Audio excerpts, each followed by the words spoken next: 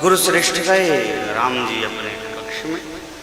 मंथरा की मति पलटी या मंथरा बौराई देखकर श्रृंगार क्या हो रहा क्या हो रहा क्या हो रहा क्या हो रहा। कैकई माँ के पास गई। कैकई माँ को खूब फटकारा, तू श्रृंगार में लगी रहती है, तेरे को कुछ होश हवस नहीं है, ये वो दुनियादारी की बात की। राम की माँ बड़ी चतुर, ये वो फलाना ठिकाना, ऐसा नहीं लोग करते चुगली वाले। पूछा माँ कैकई ने क्या हो गया माँ, क्यों इतनी परेशान हो। कहा तुझे नहीं पता राम की माता कितनी चतुर है, राम को राजपद पर अभिषेक दे रहे महाराज। इतना सुनना गदगद हो गई माँ कैकई,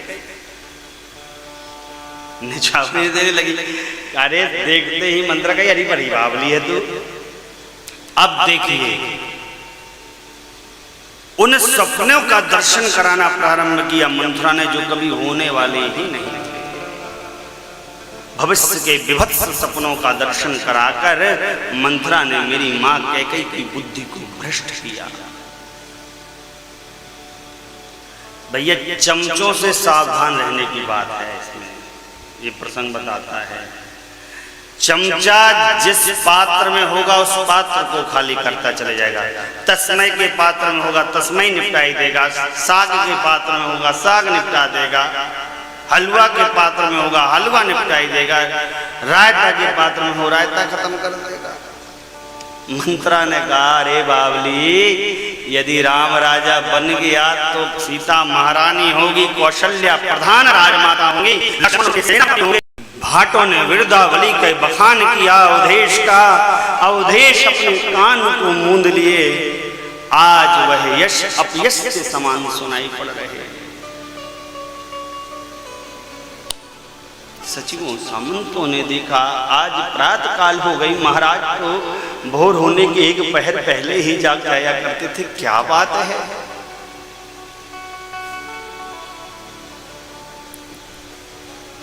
सुमंत्र जी गए हैं कक्ष पर। महाराज बेहवल होकर धरा पर लेटे राम राम राम राम स्मरण कर रहे। करनी समझी माँ कैकई से पूछा, माँ कैकई कहती मुझको नहीं पता कुछ भी मुझे ज्ञात, बस राम राम का स्मरण कर रहे हैं। राम राम राम राम जाकर राम को बुला लाए। सुमंत्र जी गए राम जी को बुला कर लाए। पिता की ओर देखा मेरे प्रभु ने, प्रणाम किया। चक्रवर्ती जी ने केवल मेरे राम जी की ओर देखा, बस कुछ बोल ना सके। प्रेमाश्रु झर झर झर झर बह रहे।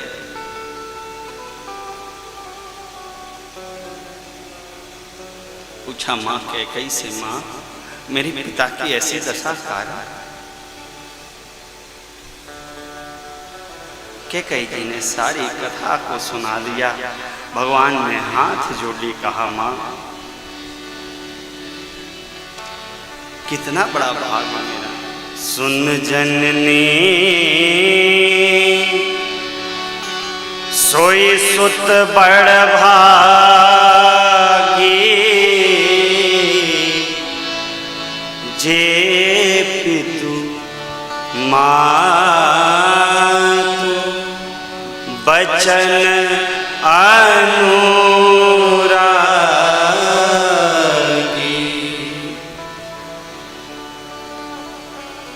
तनय मातु पितु तोषनिहारा,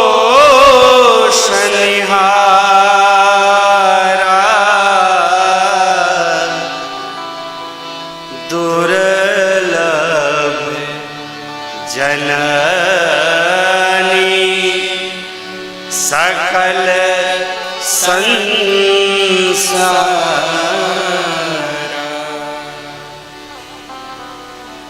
हे माँ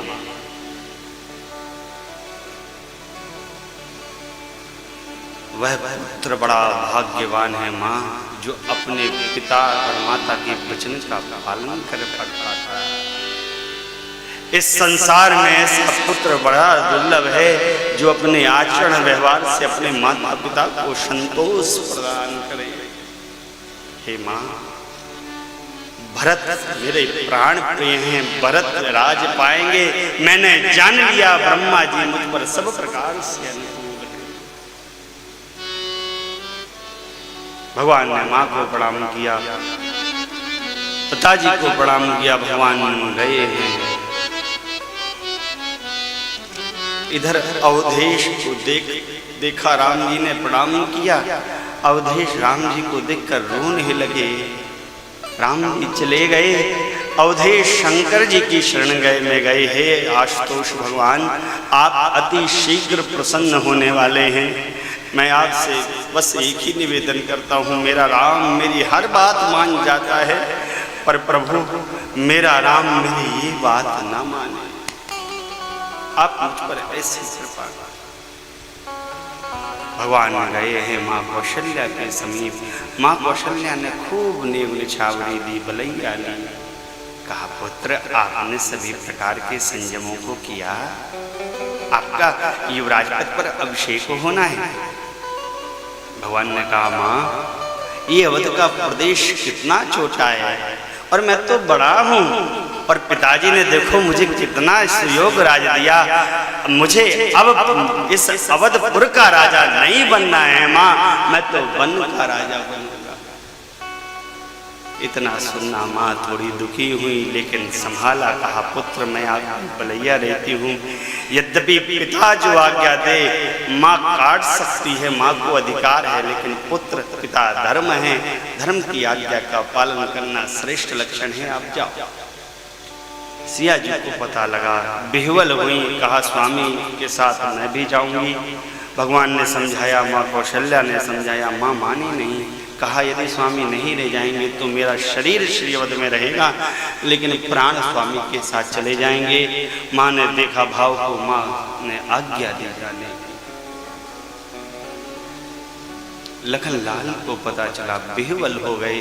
प्रभु के चरणों में जाकर गिर पड़े। कहा, प्रभु मैं भी आपके साथ चलूंगा। भगवान ने समझाया, भैया पिताजी की दशा ठीक नहीं, माताओं की दशा ठीक नहीं, भरत शत्रुघ्न भैया है नहीं, मैं वन को जा रहा हूँ, राज्य अकेला खाली है, आप यहीं रहो। लखनलाल ने कहा, प्रभु मैं ना माता जानता, ना पिता जानता, ना भाई, ना पत्री, मेरे तो सब एक आप ही स्वामी हैं, लेकिन यदि आप ही अपने दास को नहीं ले जाना चाहते प्रभु, तो फिर जैसे आप किया गया। भगवान ने प्रेम को समझा है। लखनलाल से कहा, भैया अति शीघ्र माँ से आज्ञा लेकर आइए, हमको अति शीघ्र चलना है। लखनलाल गए सुमित्रा जी के पास। सुंदर उपदेश सुमित्रा मैया ने दिया है। कहा, पुत्र अवध वही है जहाँ राम जी का निवास है, जहाँ सूर्य होता है वहीं प्रकाश होता है। पुत्र अब श्री सीताराम जी तुम्हारे माता पिता हैं, वन प्रदेश ही तुम्हारी अवध की राजधानी है। पुत्र सपने में भी राग मोह ईर्षा दंभ इन सब का प्रवेश न हो जीवन में, संहार करिएगा। आज्ञा लेकर भगवान लखनलाल आए हैं। भगवान ने और मेरी माँ ने और मेरे लखन भैया ने वल्कल वस्त्र को धारण किया है। पहुँचे हैं पिताजी के शरण में। माता को प्रणाम किया, पिताजी को प्रणाम किया। चक्रवर्ती जी देखे तो बिहवल हो पड़े। कहा, राम ये तुम्हारा कौन सा स्वभाव है? अपराध कोई और करता, लेकिन उसका फल तुम प्राप्त करते, ये कैसा? मत जाओ राम, मत जाओ राम, मत जाओ।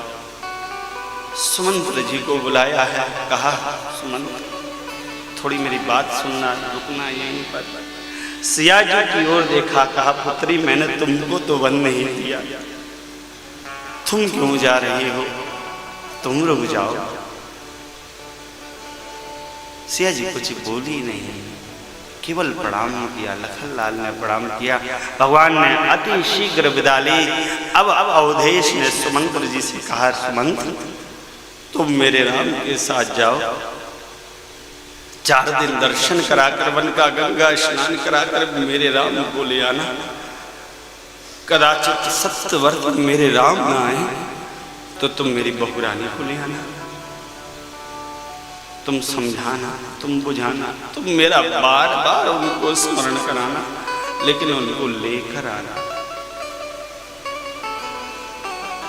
सुमंत्र जी ने आज्ञा को प्राप्त किया है और सुमंत्र जी ने अवधेश को प्रणाम किया।